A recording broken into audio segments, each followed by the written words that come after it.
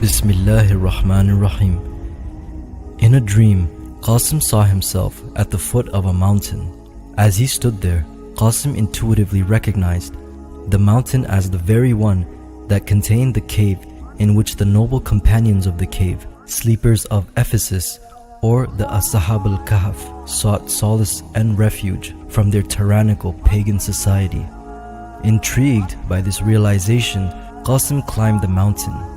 Upon reaching the cave, Qasim witnessed the emergence of the companions of the cave. They wore distinctive blue thobes, slightly shorter in length than the customary thobes of today, with their length falling around 6 inches shorter, modestly above the ankles. Qasim then engaged in conversation with one of the men who approached him. Qasim greeted the man with "Assalamu alaikum," to which the man responded in kind, replying, "Wa alaikum assalam."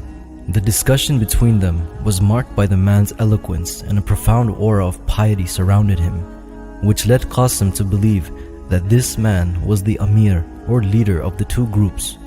Curious about their collective existence, Qasim posed the question to the companion, inquiring about their number and the significance that many people attribute to them. In response, the man conveyed that they were a group of 11 individuals, with their faithful dog serving as the 12th member. These 11 companions were divided into two groups. Qasim doesn't recall the exact number between the two groups, but it was either one of the groups consisting of 6 and 5, or one group consisting of 7 and 4 companions, and their dog was the 12th companion. Qasim believes that the latter option, with 7 and 4 and the dog as the 12th companion, was the more authentic one. And regarding this matter, Allah knows best. It was also shown to Qasim that any intruder who tried to enter the cave immediately retreated, overwhelmed by fear. The intruders would experience an intense flash of lightning, accompanied by what Qasim interpreted as an electric shock, static shock to be more precise, causing the intruders to recoil and hastily flee, overwhelmed with fear. It is Qasim's opinion that the sensation of fear experienced by the intruders resulted from being shocked by this electrical phenomena, coupled with the flash of lightning. Today, humanity has a general understanding of natural phenomena, such as lightning in the sky during a rainstorm. However, the distinct feeling of being struck by lightning is known only to those who have endured it. All right, talk about a close call. A 22 News viewer was nearly struck by lightning while outside of their home in Springfield. Hey, watch this. Yeah. I could feel like a static electricity starting to build up. Like your hair, when your hair stands up, and then it got really intense, and then right away after, within 2 seconds, the lightning, I heard the loud bang, and I saw the white flash. But as to how the flash of lightning was initiated, Allah knows best. This wasn't shown in detail, but it is possible that their unintentional contact with the cave's walls could have resulted in static shock and triggered a brief flash of light. In another dream, Qasim found himself within the confines of his own home. His attention was drawn to a ladder. As the dream unfolded, Qasim observed a group of misfits attempting to gain entry, only to be confronted by a sudden and intense lightning strike, akin to the same lightning strike that the intruders who would try to venture within the cave encountered.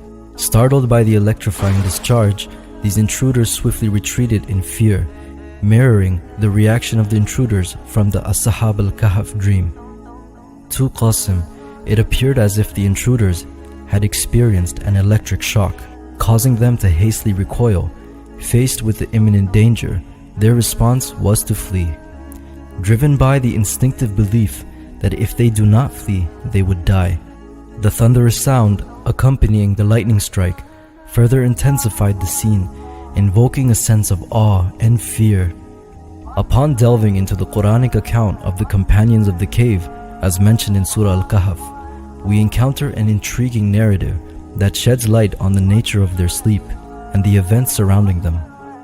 Allah describes how the ears of the sleepers were veiled, rendering them oblivious to any noise during their slumber within the cave. Additionally, Allah reveals that had someone come across them during their dormant state, that person would have been filled with terror and fled from their presence. Scholars have offered various interpretations to clarify the reasons behind this apprehension. Some suggest that the individual's awe-inspiring appearance endowed by Allah would have evoked fear and unease. Others propose that their imposing stature or their eyes appearing open as if they were awake and ready to converse could have been the cause of alarm. Nonetheless, each scholar presents their own perspective. Yet in Qasim's dream, another interpretation unfolds, aligning with Allah's mention of veiled ears and the intruders being filled with terror.